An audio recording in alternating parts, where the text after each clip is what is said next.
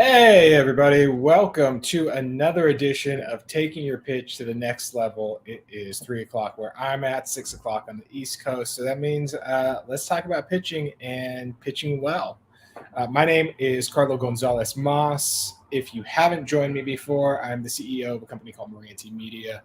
Our focus is on all things pitching. That means we do pitch decks, we do lookbooks, we do interim presentations, and we work directly with creators and executives, coaching them before their big pitches and also helping them build pitches from the ground up. Pitching is our world. That's why I started that company. If you are interested in pitch coaching, having a pitch deck made for you, all of that good stuff, feel free to reach out to me. You can go to our website direct, moranti.com. We got prices, timeline, everything is up on there. Or you can reach out to me on all forms of social media. I'm at Carlo Moss, super easy. But let's dig into taking your pitch to the next level. First things first, like we do every week, let's do a little bit of review. Go back over last week, which I got some awesome feedback from all y'all. I think that we don't talk enough about what a constant companion rejection is in our industry and in our walks of life as creators. And so I got a ton of really good feedback from y'all. I think that rejection is something that we need to talk about openly and honestly because it's going to happen to all of us in this industry. So we focused a ton on rejection last week. We went over before the pitch, making sure that you go in with managed expectations, knowing that the odds are against you, but that you can improve the odds if you're taking multiple swings. Then we also talked about what to do while you're waiting to hear back so you're not driving yourself crazy. You ask yourself, did you handle everything that was in your control? Focus on that. Leave everything else behind. We also talked about not panicking over no news, that there are a million different reasons why you don't hear back right away. And there are no hard and fast rules for how long it takes to hear back about your pitch. I talked about creators who obsess over things like it's been a week. Is 8 days a good sign? Is 7 days a good sign? There's no such thing as a good sign or a bad sign. Just take a breath, focus on something else, and know that the news will come when the news comes. Also, overreading every interaction or lack thereof of like, oh, is a call better than an email? Is a Zoom better than a phone call? There's no reason to read into anything just because you won't be able to tell if it's good news or bad news until you get the actual news. Then we dug into what happens and like how you can handle when you do get rejected, because it's going to happen. Understanding and honoring the idea that rejection is a traumatic experience, especially if it's repeated over and over again, which, let's be real, is something that's going to happen a lot if you're out there pitching, taking your swings, doing what you can to get shows sold. And what we need to do is allow ourselves to feel our feelings. There's no wrong answer when it comes to how you're feeling. I talked about the example last week of when I got one pass, I was more upset and more hurt than I thought I was going to be. On that same show, when I got the final pass that we knew for a fact this isn't happening, I felt a little bit of relief. And so however you're feeling, it's correct. There's no right way or wrong way to be feeling. And if you do get rejected, you need to identify the difference between you failing and a fit issue. Sometimes you got a great pitch and it's just not right for the network. You can't do anything about it. There's nothing that you could have done to change the mind of that person on the other end of the table. All you are to do is focus on the things you can control. We also talked about not blaming others or acting like everyone in the world is dumber than you and why won't they take your brilliant pitch. Take accountability for the things you're responsible for, but don't obsess over the things you can't control. And certainly don't start pointing fingers at your partners. Blaming others is the easy way to ignore the nagging feeling that you didn't give all you could have. Also talked about understanding that the market doesn't lie, that this is a business. It's a combination of art and commerce, and there's a business aspect to it. You took your product out onto the open market. There wasn't a demand for it. That's okay, but that is a fact. And no matter how good you think your product is, if it doesn't sell, well, you just got your answer. And learn how to accept that. Maybe it'll be the right fit in a few years, but when the market gives you an answer, learn to listen. And then get back on the horse. What other projects are you working on? Don't put all your eggs into one basket. You don't get to choose the thing that goes for you. I mean, for me, I would not have chosen pooping Barbies back there to be the first thing to hit for me. Your job is to just keep making stuff. And if one of the 5 different ideas you have in various stages of development doesn't go, okay, great, on to the next one. You have to make sure that you diversify your creative portfolio. And then don't drive yourself crazy over things you can't control or can never know. Don't start playing Monday morning quarterback thinking that if I just done this one little thing, then everything would be different. It's like, nah, it's over. You know, you're not going to know the answer if one tweak might have changed something or not. So there's no reason to let it live rent free in your head. And then focus on, if you got substantive feedback, action, creating action off of that. If they said they didn't connect with the characters enough, well, now you have something to work on for your next pitch. It's one of the biggest differences between good pitchers and great pitchers. If you get that substantive feedback, awesome, act on it. And did you establish a relationship at the places that you pitched? At the very least, you should have walked out of there having made a positive impression on everyone that got to see you pitch. They should want to see more from you. And if appropriate, send a thank you. That just goes back to our ultimate lesson of be a good, genuine person. Be real, be honest, be upfront. So that was last week. Dealing with rejection, definitely one of the hardest classes that we've had. That is the stuff that is not fun to talk about. There's lots and lots of stuff that we get to do in the world of pitching and creating television that is ridiculously fun and doesn't feel like work at all. This isn't one of them. This is one of the hard things. But ultimately, if you're able to really develop that muscle of processing rejection, that's going to serve you not just as a creator, not just as an artist, but as a human being going through your entire life. So important stuff that, as I mentioned time and time again, I am going through, I'm experiencing, I am actively being rejected on different shows and stuff. And so it's so important to recognize that there's a process to this, and you can feel your feelings and you can work through it, come out the other end and learn something from it. So with all of that being said, let's dig into what we're talking about this week, which is the performance of the pitch, which I feel like is one of the things that people have a lot of questions about, but is also kind of difficult to talk about. Like, it's difficult to really put a finger on, like, this is what makes a good performance. This is what you should be doing. This is what you shouldn't be doing, because, performance in and of itself is a really nebulous kind of thing. Before we dig in, though, want to remind you, wherever you're watching this, if you're live streaming this on Facebook or YouTube, go ahead and leave a comment. If you have a question that pops up, if you have a comment on something, I am keeping an eye on the comments as they pop up. Go ahead and leave some feedback for me or ask me a question. I am all about responding to y'all in real time. I always want this to be a two-way street, for us to be having a conversation about pitching, not just me talking at you. And if you're watching this on delay or on demand somewhere, you can still leave a comment or leave a question. If something pops up that you want to know more about, ask me. Before every class, I go through, review the comments on all of our different sites, on Facebook, on YouTube, across everything, to make sure that there aren't any lingering comments or any topics that we want to tackle in an upcoming class. So I always try to make sure that those things are addressed. So feel free, let your voice be heard. I'm all about having a conversation. So let's dig into the performance of the pitch. When we think about performance, there's so many things that go into it, and it's not always a level playing field. And I think that a lot of times we kind of sidestep talking about performance, teaching about performance when it comes to pitching, because it is that nebulous thing.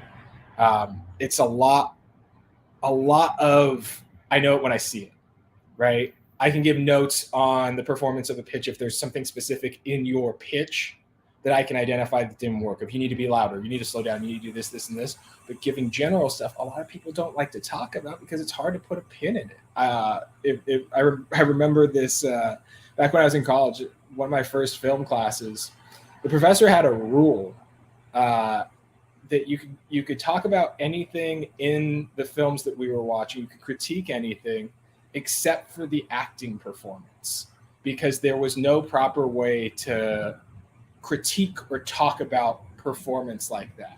And me being, kind of the asshole kid who was studying theater at the time and studying acting, got up my own ass, and I was like, you know what? I'm going to decide that rule doesn't apply to me, so I'm going to go ahead and include that.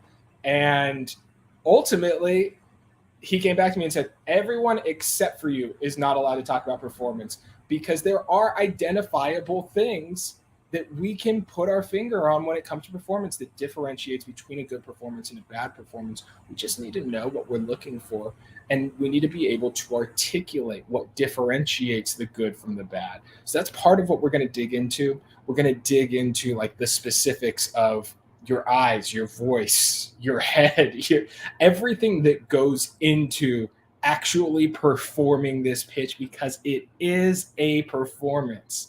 Pitching is this crazy, weird, literally its own art form that requires elements of acting, of sales, of writing, of graphic design, even.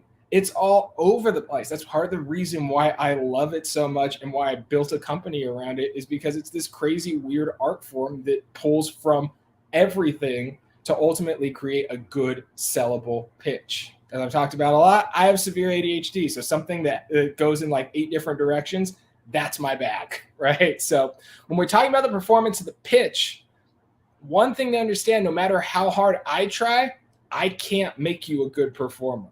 If you find yourself consistently struggling with this aspect of the pitch, and this is consistently the parts of your pitch that come up short, I would recommend spending some money and some time on either improv classes, acting classes, or public speaking classes. Anything to get you out of your comfort zone. Because ultimately, if you're a writer or producer who struggles with this aspect of the pitch, it's a huge component of your career. And having that be your Achilles heel is only going to hinder you from reaching your potential as a creator. Don't be the person who sits back and goes like, "Nah, writing's my thing. I hate pitching. I have no personality. I hate it. I just want to be me, drilling down and focusing on the words." And it's like, all right, well, you either need to recognize that you can get better at this and take some steps like taking classes to get better at it, or come to terms with the fact that you're going to sell fewer shows because you're not good at it. And now some of you might be sitting there and kind of thinking like, oh, but it's kind of like an unlevel playing field where if you're a better performer, you're going to sell more shows. I can tell you, as an exec, having sat on both sides of the table, from an exec point of view, I can tell the difference between someone from a performing background versus someone from a writing producing background. And by no means is a performing background a prerequisite to being a successful pitcher. You just need to find your own voice and what's special about you and the way that you, specifically you, communicate your vision. That's what it's about. I can distinguish between someone who's naturally better in the room and not base my decision off of performance. However, if you're so bad at the performance that you can't effectively communicate your vision for the series, then that's where performance ends up being the Achilles heel that prevents you from selling your show and getting to do the thing that you're the best at. So you have to dig in, focus on that performance, and allow yourself to get better. Get a little humble and go, all right, this is the thing that I suck at. This is the thing that I don't have a background at. I don't necessarily enjoy, but I'm going to take the steps necessary to get better at it. I have a performing background. For me, look, that's an unfair advantage. But there are plenty of things in this industry that I suck at, that I'm not good at. Just last year, I finally came to terms with the fact that I'm a terrible negotiator. My skin would crawl. I would, for so many times, just like take lowball offers and whatever. And then I finally went, all right, look, this is holding me back from being, the person that I want to be in this business, from, having the access to whether it's the money, the time, whatever I need to do the things that I love. And my lack of negotiating skill is holding me back. So let me take a class on it. I took a class on it. I got better. That's fun. Like taking a class, getting completely outside of your comfort zone, being cool with being bad at something, going like, all right, let's improve it and see what happens. And you will be shocked at how quickly those skills develop and how much more comfort you feel in that pitch room, so that you're no longer dreading that moment when you either walk into an office or the camera turns on and you have to pitch your show and do a little song and dance and do a performance. So like I said, if you have a performing background, which I know a lot of you who are watching this do have performing backgrounds, congratulations. You've got an unfair advantage. Use it. Don't be afraid to go big and get excited about the show that you're pitching. I know for me, I used to be very self-conscious about using my performing chops in pitch rooms. Like I said, I have a background in this. I got a degree in experimental theater. I, went to Eastern Europe, did Shakespeare over there for a while, came up through UCB, IO, Second City, took all those classes, spent tons and tons of time on stage, so that performing comes pretty naturally to me. But I would get all in my own head if I was pitching an animated show about doing voices in the room. I'd be so self-conscious about using that unfair advantage, about using my performing chops in a pitch. I would hold back and say, like, oh no, I don't want to be that guy who's just like doing voices all the time, and like that guy seems like he sucks, and was so self-conscious. Come to find out years later, every time that I pulled out a character in a pitch, the feedback was overwhelmingly positive, to the point where like my producing partners started asking me repeatedly, find more places where you can drop into character, which, like you want to find a balance of that, but that's definitely a good sign when they want more. And here's the thing to really think about. If you do have a performing background and you're feeling self-conscious and you're like, no, I want to be like, I don't want to be thought of as just a performer. I want to be like a smart, intelligent writer. And so I don't want to put that performer hat on in the pitch room. We as human beings enjoy watching people do the thing that they're great at. If you're a great performer, go be that in the pitch room. Remember, the name of the game when it comes to pitching is activating the imagination of the person on the other end of the table. And it is a hell of a lot easier for them to see your show in their head if you're able to literally take them there with your performance. All right. So don't hold back. Be you. Be big, loud, beautiful, amazing you. So now, when we talk about performance, what are the specific things that we're talking about? Let's dig into those, because that's the stuff that we often don't talk about. So number one, the way that you speak. Are you monotone, or are you dynamic and animated in your vocal range? This class would be a hell of a lot more boring if I was sitting there going, remember, the name of your game is activating the imagination of the person on the other end of the table. It is a hell of a lot easier for them to see your show in their head if you're able to literally take them there with your performance.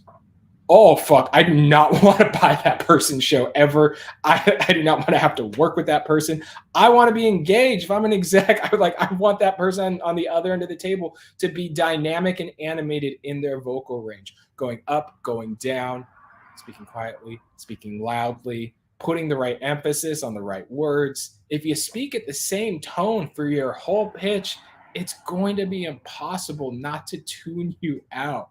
That monotone level, if that's your natural kind of speaking style, if you're a little bit more reserved and held back, you have to find the places where you can turn that up, where you can take your personality up to 11, where you can lean into the things that make you particularly you, especially in your voice. That's where taking, an acting class, an improv class, a speaking class here and there can open up things that you didn't even realize if you've never focused on that before. Do you sound excited by the material that you're delivering, or even you bored by the sound of your own voice? That's a good sign. If you're talking and you're sitting there going like, there are words coming out of my mouth, but I even am bored by this. That's a good sign that maybe your pitch is not headed in the right direction and you need to focus a little bit more on the performance. Now, are you delivering this in a way where it's coming to life in the room, or are you simply passively reading lines on a page? Now, part of that comes from performance, right? Or comes from rehearsal, right? Part of that comes from ultimately sitting down with the material and knowing it well so that it can come alive, so that you're not looking at these words for the first time and just being like, are you delivering this in a way where it's coming to life in the room, or are you simply, right? Like nobody wants to deal with that for 20 minutes straight. Again, you will get tuned out. And no matter how brilliant your material is, it's not going to get through to that executive on the other side of the room, and they're not going to buy your show. You should be delivering this pitch like a good storyteller. You've got 20 minutes to take these executives on a journey, to share your vision. You put the work in to create this whole world, to create all the materials that you're coming in with, whether it's a pitch deck, a script, a whole presentation, everything. You put the work in to do that. Why not put the same amount of work into making sure that the way that you are speaking, literally the mechanism by which you're conveying all of this information, is coming across as alive as possible and as engaging as possible. So when we talk about the performance of the pitch, the number one thing we talk about is the way that you speak. Then we're also talking about the eye contact that you make. Here's the question to ask. Are you using a variety of facial expressions to breathe life into the words you're speaking? Or are you just staring dead eye into the camera as you read your script? Nobody wants to buy a show from this person, especially in comparison to somebody who's all over the place, who's able to really take everybody on a journey, right? So eye contact is huge, whether you're on Zoom or whether you're in the room. Ultimately, with Zoom, like you can look dead eye in the camera, you can read everything, but you want to be using the eye contact and facial expressions that you're making to tell the same story that your voice is telling, that connection throughout your performance. If you're in the room, are you making sure to make eye contact with the other people in the room? That conveys a shit ton of confidence, right? And a shit ton of belief in the words that you're saying. If I can look you dead in the eye while I'm telling you about it, right? Or are you, like, if you're in a Zoom, use that camera, use it. There's a green light on it. You can look away from it. You can look up, you can look down. You can really use it and engage it. Don't just have your head buried in your script, or God forbid, down on the floor like this because you're too scared to look somebody in the eye or to look at the reactions of the people because, oh my God, they might not like my thing. Guess what? They might not like it. If you're having trouble making eye contact, this is very specific to eye contact, it's probably a result of either a lack of rehearsal because you're not as familiar as you should be with your script. So you're spending more time either in your outline or in your script. That happens either whether you're pitching over Zoom or if you're pitching in the room, right? Or you might have a discomfort looking people in the eye.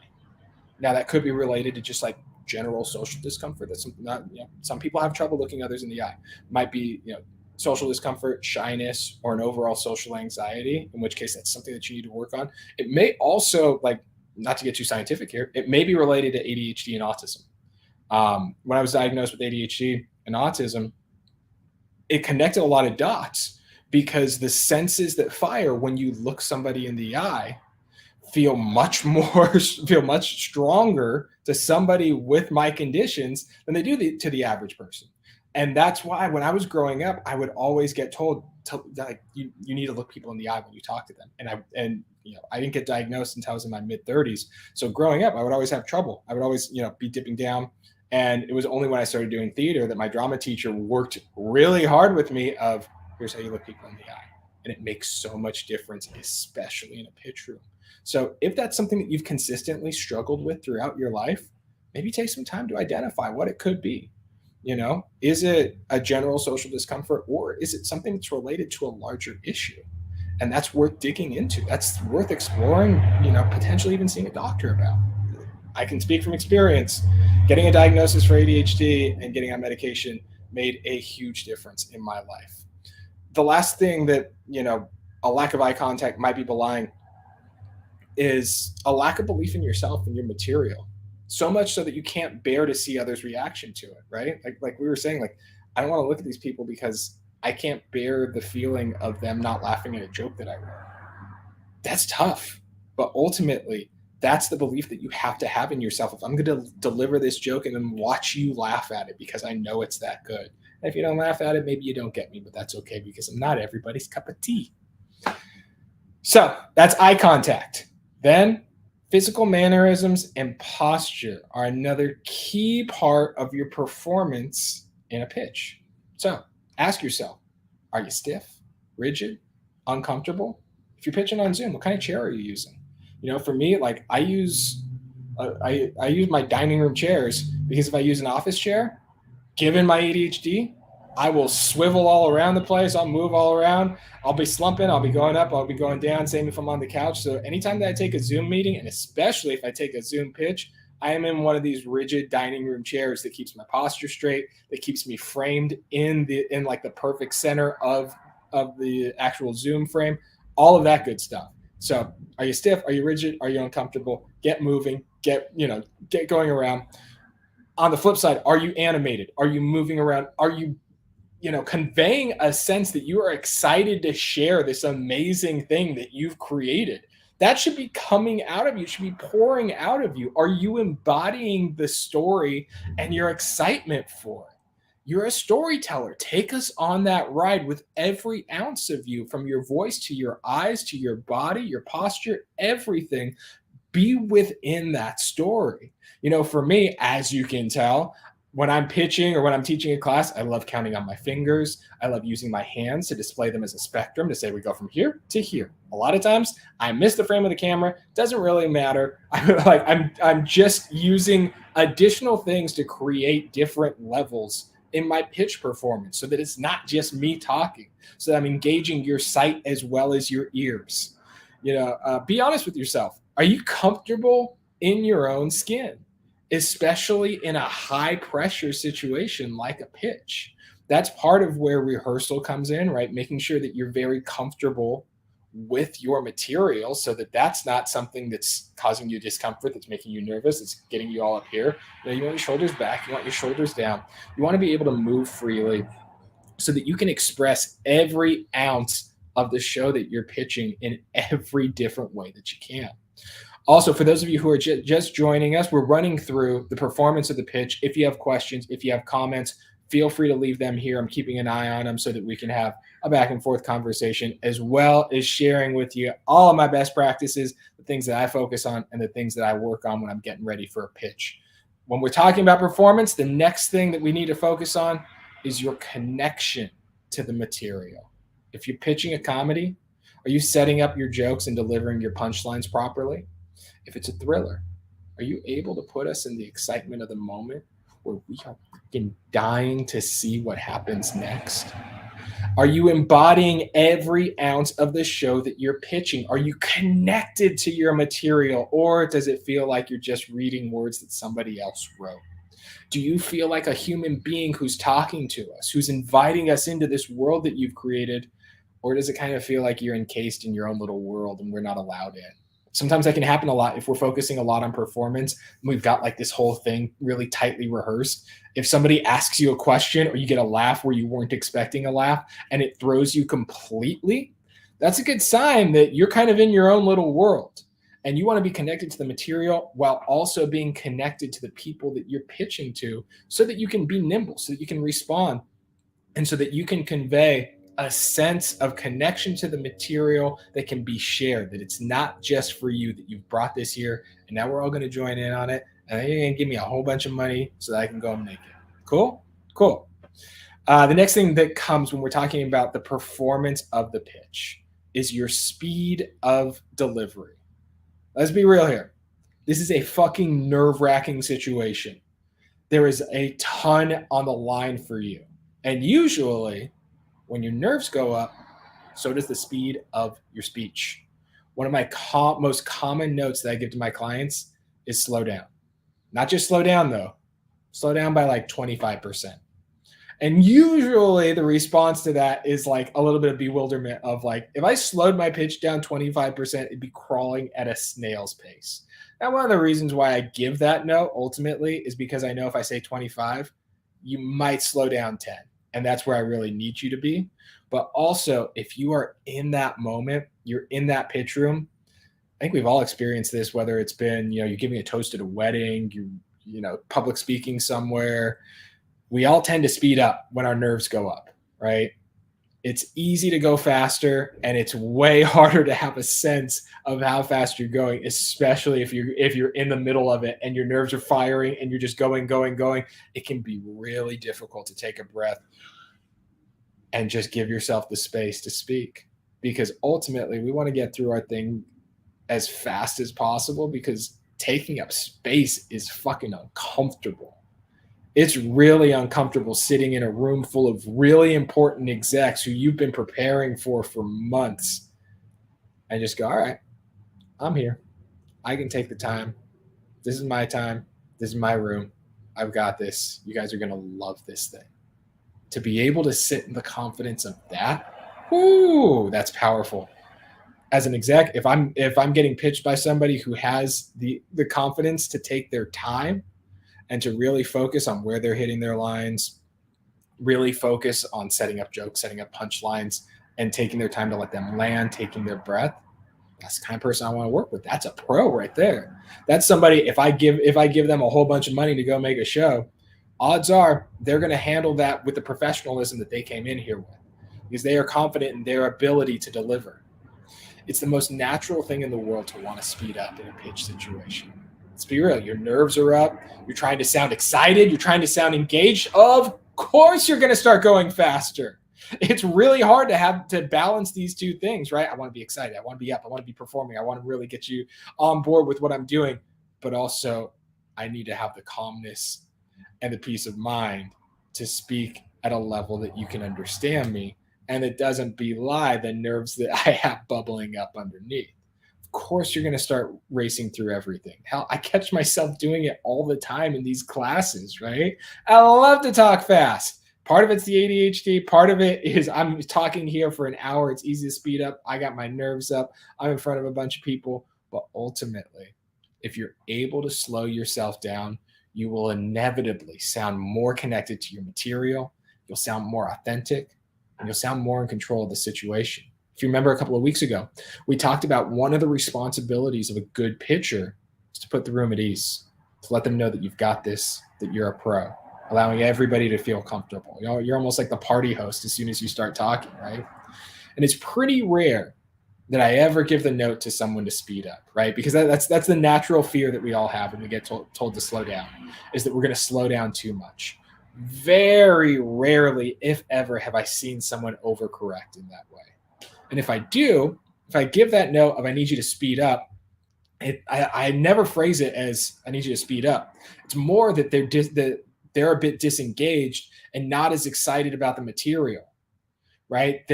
What's coming out from them is not just a simple need for speed. It's that they're specifically not engaged with the material and they don't sound excited. That's what I need them to get up. And by process, they're also probably going to move faster because excited people usually talk faster, right? Very rarely, if ever, is there a situation where somebody needs to speed up just for the sake of speed, just because they speak too slowly. Almost always, it's scale it back, get more connected to the material, focus on it, take your breath, which then takes us to your breath or lack thereof, which is a very common problem when we talk about the world of pitching. So if you do find yourself racing through your pitch, you probably also aren't using your breath properly. One of the quickest ways to slow down your hyperspeed speech is by taking your breaths fully and intentionally. It gives you an air of confidence in your material, in yourself, and in the moment. It tells you internally, hey, I got this. So much of the strength of your performance is derived from the quality of your breath. So if you're constantly talking just until you run out of breath, you're just running directly into that wall, right? You're going to sound scattered. You're going to sound disorganized, and you're going to sound nervous. And ultimately, if you're talking until you run out of breath, you will have far less control over your voice and the places that it can go than a person who knows how to use their breath as the steam that powers the locomotive of their speech, right? This is what performers learn, what theater actors learn especially, of that breath is everything. That breath is what's pushing you forward. So ultimately, you're going to be talking for 20 minutes. You want to get that breath from deep down from your diaphragm and speak at the end of it. Let it be the power for you. We talk so much about putting out there excitement and energy. Where do you think that comes from? It comes from your breath. And especially if you're pitching a comedy, you better believe that using your breath is of the utmost importance. We all know that comedy is all about timing. And if you're not in control of your breath, you're not in control of how and where your punchlines are landing. Because you might get to the end of your sentence and be completely out of breath, but you've got like 3 more lines before you set up your punchline, and now it's not going to hit the same. Because so much of it is about timing and rhythm. And that works specifically for comedy, but it crosses all barriers no matter what you're pitching. If you have your breath, you're going to come across better. So focus on that. And that comes from rehearsal. Of course, takes me to the point that I beat more than any other. Rehearse, rehearse, rehearse. All these aspects of the performance that we just went over, the way that you speak, the eye contact that you make, your physical mannerisms, your posture, your connection to the material, your speed of delivery, and your breath. They improve so much when you rehearse. No matter what level of a performer you are, rehearsal is the best way to improve every single one of these. You can practice in a mirror.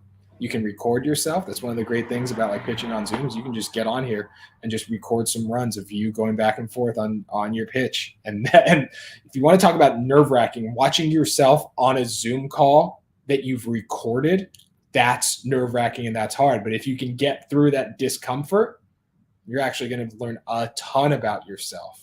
Also, pitch other people. We talk constantly about pitching colleagues, pitching friends, getting your pitch out in front of other people so you can feel what it feels like to be pitching it and get some tangible feedback. Do everything you can to get as many points of feedback as you can. Something can sound way different in your head or in rehearsal than it does coming out of your mouth in front of a bunch of people. Think about it this way. If you're not preparing and you're not rehearsing properly, your competition is. Like it or not, there is an element of competition to this. In fact, I'm part of your competition, right? I'm out there pitching shows too. I'm teaching you all this stuff, giving you away all my trade secrets, but I'm also your competition. And when I'm going into pitch, not only am I spending hours upon hours for months rehearsing that pitch, I'm also getting up here every week with a live mic talking for an hour straight, getting real good at talking in front of a camera on Zoom. The same thing that I'm going to be doing when I'm pitching shows. That's getting me real comfortable on camera. So when the camera turns on in front of a bunch of TV execs in a big pitch who can hand me a life-changing amount of money, you would better believe that I'm going to be ready for it. And so that's what you need to be as well. You need to be ready. And the best way that you can get ready for this is rehearsing. Guess what? Competition is. So those are the key components of the performance of your pitch. If somebody tries to tell you that you can't really break down performance, can't pinpoint anything, kind of just, you know it when you see it, tell them it's bullshit, walk them through these things. And this is not an exhaustive list, but these are some key things that you can focus on and where you can evaluate yourself and go, am I coming up short here? Or is this a place where I'm really bringing it, whether it's in your speech, your eye contact, your physical mannerisms, all that good stuff. And good God, please just rehearse as much as possible and focus on your breath, which then takes me to some of my performance pet peeves. These are the things that when I hear them in a pitch room from a performance standpoint, immediately red flags go up. And if I'm pitching with a partner who has one of these, one of these tics, one of these pet peeves, it's tough to sell that show. And I can guess before we go into the room that there's a good chance that at some point the exec's going to tune this person out. When I'm working with a client, that's one of the things that I focus on. So I want to talk about two of my biggest pet peeves to please avoid in your pitch performance. And if it's something that you struggle with or that you're watching this and it's the first time you've identified this about yourself, work on it. Feel free to reach out to me too. I'm happy to dig deeper into this stuff. The first one is vocal fry. You might be completely familiar with what I'm talking about. You may have never heard this term before. A couple of other terms that people use for it are uptalk or Kardashian voice, where every sentence that you're saying is going up. And you have these little vocal tics where you sit on these words for too long and you go up like you're asking a question. And every time that you're ending a sentence, it doesn't work in a pitch. I did some research into this. The actual definition for vocal fry is the habitual use of rising pitches at the ends of clauses and sentences. The technical term that's used is a high rising terminal. Terminal as in the end of the sentence, which means you just keep going up and up and up to the point where you're almost sounding like you're asking a question. And the other element of vocal fry is that little pause that you hear Kardashians make, where you just grind on the back of your vocal cords for way too long in a word. And ultimately, what vocal fry does is it makes you sound less sure of yourself. It makes you sound less confident in your material and less connected to your material. And here's the common component between this and the other pet peeves that I have. It makes you sound like you don't give a shit about the thing that you're pitching. And that right there is friggin' death. So we just got a question in from Facebook. How often do you pause to take questions? Do you feel it out each time? Do you wait until the end? Give me a specific there. Are we talking about my about the class? Because I love pausing in the middle of points and having this be a conversation to discuss questions. Or are you speaking specifically about how often do you pause to take questions in the pitch? Like, questions from execs and everything. Give me a little specific on that, and we'll dig into that question in a moment. But to finish up talking about vocal fry, ultimately, it conveys that you don't give a shit, right? I'm too bothered to actually sound excited about this. All right, great. So if we're talking about taking questions in the pitch, usually you always wait until the end, and it's expected that you will receive questions in the pitch. You don't really even need to ask for them. There is one trick that I'll use occasionally. I use it a lot less now. It was something that I did a lot in pitches at the beginning of the pandemic when we were just kind of feeling out Zoom. Halfway through the pitch, especially if I'm pitching on my own, I will take a break in the middle, and I just need a breather, need some water, need something, need to make sure that everything's getting across. I will pause and go, hey, just want to make sure real quick that you guys can see the presentation that I have up on screen. Everything's coming through perfect before we go any further. That allows me to take a sip of water if I need to. Anything like that. Almost always, the response is going to be great, awesome. But ultimately, I wouldn't ask for questions at any time aside from the end of your pitch. And most of the time, it's going to be expected that you're going to get questions anyways. As an exec, I always hold my questions till the end, and then we're going to go through them. That's a pretty common assumption from most execs in a room. And if there's something really specific that they want to know before you keep going forward, then they'll stop you and ask you. So there's no need to stop and ask for questions. Ultimately, what it does is it slows down your momentum, and it can create a little bit like an air of awkwardness if everybody's in there going, no, we're good. So to get back to the point on vocal fry, it's a defense mechanism, and it comes from a place of wanting to make sure that everyone knows that I'm talking like this because I can't, I'm too cool. I don't want to be bothered with caring about stuff, And so it's a defense mechanism that we all put on at different times in different ways to slot us into a higher status position. If we sound disaffected and like we don't really care all that much, if you reject the thing that we're talking about, well, it doesn't hurt me because I didn't give that much of a shit to begin with. So whatever. And so it's that defense mechanism. It's that protection that we want to put over ourselves. When you're going into a pitch and you're sharing the thing that you have spent months and maybe years working on, that's a vulnerable position. And so it's natural to want to defend yourself and protect yourself from possible rejection. But ultimately, that defense mechanism is what may ultimately cause the rejection, because you're not able to convey how much you care about this thing. And you're not able to convey the story in its fullest without getting connected to it, without being excited about it. In a pitch, if you hear the same tone of vocal fry and uptalk for 20 minutes straight, you're almost certainly going to end up tuning it out, along with everything that person is saying, regardless of how good their actual material is. So here's my advice. Don't be a Kardashian. In general, that's good advice for life, but avoid vocal fry and uptalk.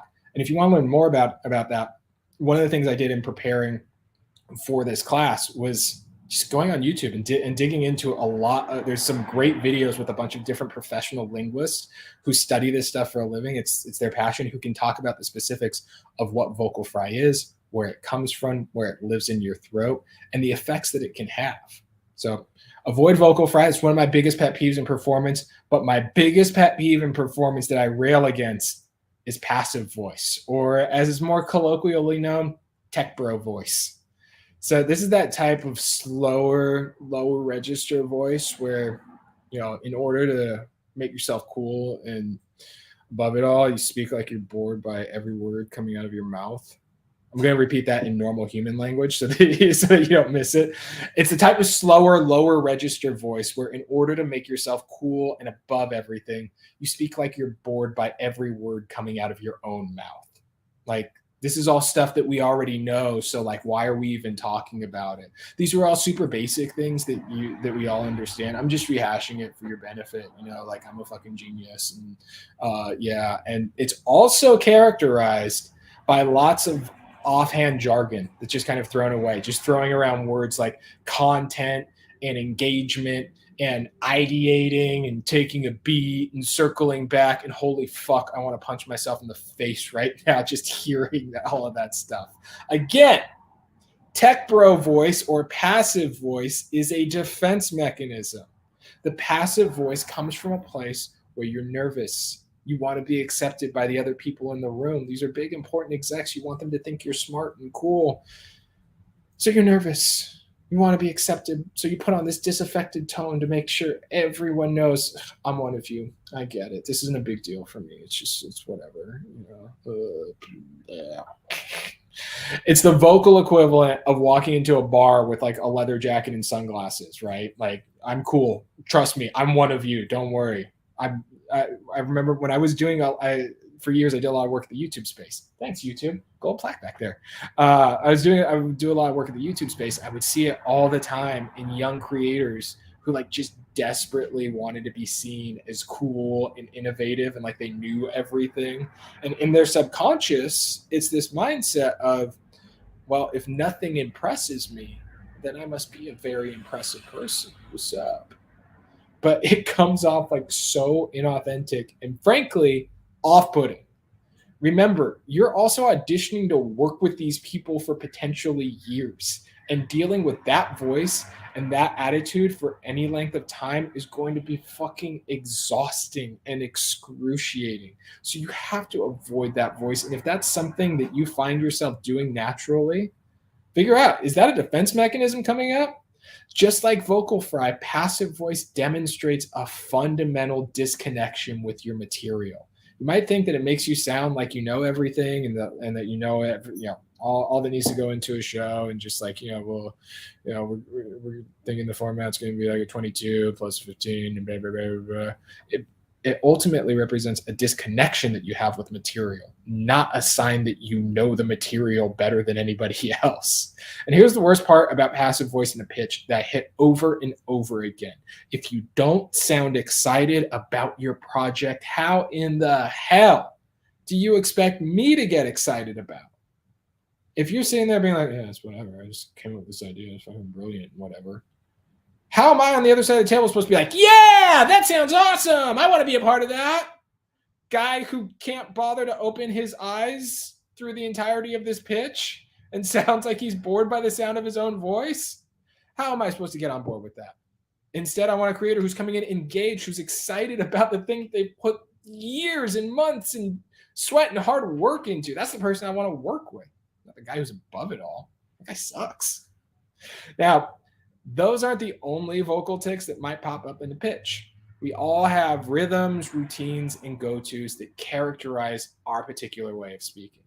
Couldn't possibly cover all of them, but what I want to dig into for the rest of our class is the rhythm and music of your pitch, because this is a crucial element of going from a good pitcher to a great pitcher. See, I use my hands there like we talked about earlier. Good pitcher to great pitcher. And when I talk about the music and rhythm of your pitch, I'm obviously not talking about music, about playing, about having like a background score in your pitch or anything like that, but specifically the music that your voice creates, the way in which you speak, it has a rhythm. Might be dependent on where you grew up, might be dependent on how confident you are, how much breath you have, might be a whole bunch of things, but there is a rhythm to the way that you talk, even if you don't realize it. So no matter how dynamic of a pitcher or a performer you are, we all have rhythms that we fall into. And oftentimes those rhythms can become crutches. Those of you who've taken my classes before know that I've got my own. My biggest one is I usually throw in one long, slow sentence punctuated by 3 quick points or sentences, 1, 2, and 3. This is an unconscious tic, but here's what it's doing. that one long sentence, that's the time when I catch my breath and I gather the thoughts that are going to be included in those quick sentences, because those 3 quick sentences or those 3 quick phrases demonstrate that I know what I'm talking about. I can rattle off the information like it's no big deal, and I'm confident that I can speak at a rate like this without fucking up. I'll say that one more time, because as you can see by the end of it, I'm demonstrating what my own vocal tick is, right? 1 long sentence, 3 bop, bop, bop. Because those quick sentences demonstrate that I know what I'm talking about, can rattle off information like it's no big deal, and I'm confident that I can speak at a rate like this without fucking up. I actually discovered this about myself when I was working on a show, and I needed a Dwayne Johnson impression, right? And come to find out, he does literally the exact same thing. I also watched a shit ton of professional wrestling growing up, so it might just be that I picked it up there too. But all of that to say that we all have our styles of speaking, and we all have our crutches that we fall back on. There's nothing wrong with this. It's part of your personality, and you should lean into the things that make you authentically you. However, if your voice follows the exact same predictable pattern over and over again, no matter how dynamic it is, people are going to tune it out. So you have to go to different places. You have to find different levels. You have to break yourself of your natural rhythm wherever possible, so that you can create different little rhythms, different little pieces of music, go in different directions. I mean, especially when we're talking about pitches that we have rehearsed hundreds of times, it can be very easy to become disconnected with the material and follow the same up and down rhythm that we've rehearsed over and over again, just because that's the way that we always say it. We know that this joke hits here, so we say it the exact same way every single time, and it gets a laugh every time. In comedy pitches, you've said that same joke over and over and over again, and you hit the same punchline in the exact same way, and oh my God, all of a sudden it's no longer the least bit funny to you because you've heard it 200 times. So then by the time you end up in the pitch room and you have your one shot, you're just going through the motions. And the joke that killed in rehearsals 2 months ago is no longer getting the slightest laugh, even though that's the first time this person heard that. What happened? Well, you became a rhythm robot. You're no longer connected to that joke, and it shows. So you're going through the motions, and suddenly something is missing. But you can't quite put your finger on it. Here's what it is. It's authenticity. It's that connection. And your genuine, in the moment connection to the material. Your brain is bored, and it's gone on autopilot. So then that brings up the question. How the hell do we break out of these habits and rhythm crutches? Well, I see it happen all the time with pitchers of all experience levels, including the strongest, most experienced pitchers.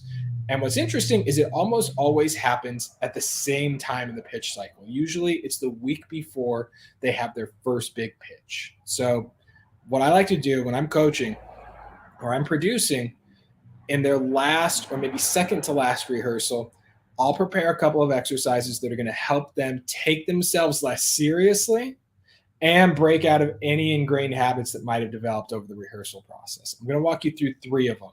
It's the type of thing that you can also come up with your own and figure out what works well for you. These are 3 that work well for me and for my clients. So first is the speed through. You run your pitch as fast as humanly possible. That's what you got, your script or your bullet points or whatever. You're going to go through your script like you're going to go through your pitch just like you regularly would, except you're going as fast as possible. I tell my pitchers, I don't care if I can understand you. I don't care if it's good. It's going to be shitty. Trust me. Your only goal is to get through this thing as quickly as possible. For those of you who are older, like me, if you remember the Micro Machines guy in the 80s, the commercials, that's what I want. I want you jamming through that thing as fast as possible on your speed through. Second exercise I like to use is the kids' book.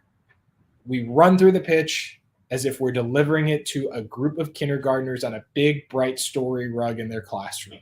We want everything as big as possible, going way, way, way over the top, often to the point of making our partners and everybody else on the call break, right? There's an element of it where you're trying to make everybody else that's on that call laugh because this is fun, this is silly, this is stupid. But you're breaking through those rhythms because you're saying those same words you've been saying hundreds of times, but in the most ridiculous fashion. And then finally, there's the character wheel. So for each section or each paragraph, I have my pitchers deliver it as a different character with a different accent. I just want as many flavors as possible. They don't have to be good characters. I don't care if the accents work or if the characters make sense. In fact, it's better if they're not. Just be ridiculous, have fun. But ultimately, what I want you to hear is the words that you've been saying hundreds and hundreds of times in a different way than you're used to hearing them. I want you to feel those differently as they come out of your mouth so that you're not connected intensely to saying one thing the same way over and over again. So, all these exercises, they exist simply so that you can hear the words differently that you've been hearing over and over again for the last few months and weeks. It breaks us of that stuck in the mud feeling where every word sounds the same in our ears and in our mouths. And right before the pitch tour begins, it helps us loosen up. It helps us be our best, most confident, freest selves. And in a big moment like this, it always helps to take yourself a little bit less seriously. It takes some of the pressure off to be ridiculous and to be silly. And so we've got 4 minutes left. If you have any questions about any of this, leave a comment. Leave I forgot to put my character wheel thing up there. But leave a comment, leave a question. Before we end today, though, as a little fun, ridiculous thing, I have a pitch that I'm working on. I've got pieces of it written. It's all in rough draft. But to give you an idea of how you break out of these habits, I'm going to walk you through them. So I've got a paragraph. I've got 2 paragraphs here from a show that I'm working on called Stay Weird. I'm going to read the opening kind of paragraph to you as I normally would in a pitch. Please don't steal this idea. This is a show I've been working on for a long time. You're gonna hear the opening part of the pitch, and then what I'm gonna do is we're gonna go through our 3 different exercises with this. We're gonna do a speed through, we're gonna do a kid's book, and then we're gonna do a character wheel. So I'm gonna get real ridiculous with you all with these last 3 minutes, and we might go a little bit over. So here we go. Stay Weird. That's the show I'm working on. Let's talk about it. So Stay Weird is a 30-minute animated comedy centered around 5 friends trying to figure shit out together at a Southern California seaside party college. They're not quite popular, not quite outcasts, living through those weird second and third years of college when you know just enough to feel like you have things figured out. And for at least this moment, in this tiny little community, they kind of do. They know where they fit in. They're not gawky first years anymore with stars in their eyes, but they're far enough away from graduation that the panic of real life is yet to set in. They live together in a shitty apartment complex like most kids do in their early 20s, but that shitty apartment complex also happens to be built high on a cliff overlooking the Pacific Ocean on one of the most notorious party streets in all of the college world, Vista del Rey at Seaside State University. So that's the opening to that pitch. Again, rough draft. We're not anywhere near ready to take it out or anything. But now, let's say I've been rehearsing that for a while. I got stuck in the mud. Let's do a speed through of that, as ridiculous as possible, as fast as possible. Ready? All right, I'm going to take a little sip of water here. Let's go. Stay Weird is a 30-minute animated comedy centered around 5 friends trying to figure shit out together at Southern California seaside party college. They're not quite popular, not quite outcasts, living through these weird second and third years of college when you know just enough to feel like you have things figured out. For at least this moment, the tiny little community, they kind of do. They know where they fit in. They're not cocky first years anymore with stars in their eyes, but they're far enough away from graduation. The panic of real life is yet to set in. They live together in a shitty apartment complex like most kids do in their early 20s, but that shitty apartment complex also happens to be built high on a cliff overlooking the Pacific Ocean on one of the most notorious party streets in all of the college world, Vista del Rey at Seaside State University. Woo! So that's a speed through. That'll get you out of your comfort zone real fast and talk about the importance of breath. So let's say that we're still stuck in the mud there. Let's take a kid's book approach to this pitch for Stay Weird, right? All right, here we go. We're talking to a bunch of 5-year-olds about college parties. This is horribly inappropriate. Stay Weird is a 30-minute animated comedy centered around 5 friends trying to figure shit out together at a Southern California seaside party college. They're not quite popular, not quite outcasts, living through those weird second and third years of college when you know just enough to feel like you have things figured out. And for at least this moment in this tiny little community, they kind of do. They know where they fit in. They're not gawky first years anymore with stars in their eyes, but they're far enough away from graduation that the panic of real life has yet to set in. They live together in a shitty apartment complex, like most kids do in their early 20s, but that shitty apartment complex also happens to be built high on a cliff overlooking the Pacific Ocean on one of the most notorious party streets in all of the college world, Vista Del Rey at Seaside State University. That's the kid's book. And then lastly, we have the character wheel, which is going to be the most fucking ridiculous. And my wife is also on the other side of this computer having a little bit of lunch, and I'm sure having the time of her life watching me make an ass out of myself. So here we go. Character wheel. As many accents, as many characters as I can come up with in the moment. Break me out of that stuck in the mud feeling. Let's hear these words a little bit differently.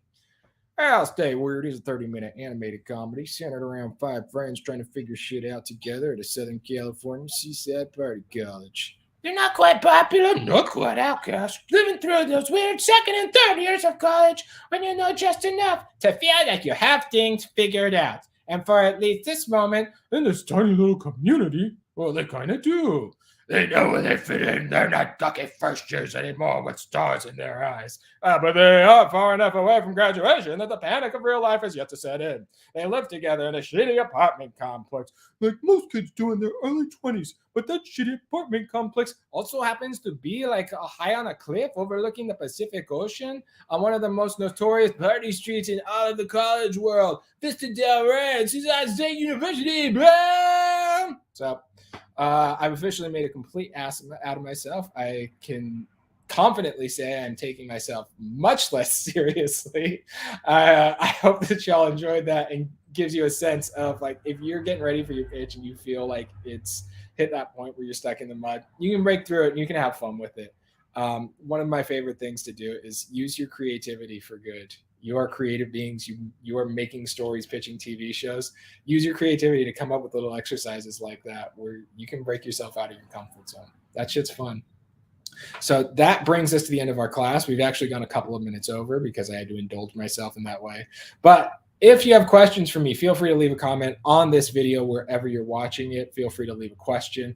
Also, feel free to reach out to me via social media. I'm at Carlo Moss. And if you're interested in working with us at Moranti Media, we are actively taking on new clients, both for coaching and our graphic design services, pitch decks, lookbooks, and in-room presentations. Go to Moranti.com. All the information you need is there, and there's a contact form at the bottom of the website. And so ultimately, we can work together too. Last thing, we got this great comment from Lisa. Love this so much. And yes, it is good practice for my reading skills and playing skills because I recently found out I'm going to be a dad for the first time. Thank you very much, Lisa. That is much appreciated. That puts the biggest smile on my face. I can't wait to be a dad. I'm super excited. Cat's out of the bag. We're late November. We have a bouncing baby boy coming over here, and I get to read to him just like that. So y'all got a preview of the future. Again, thank you so much for joining me today, talking about pitch performance. We have 2 more classes in this series. I'm really looking forward to them. Please join me next Thursday, same time and place, and go out there and have a good pitch. See you later. Bye.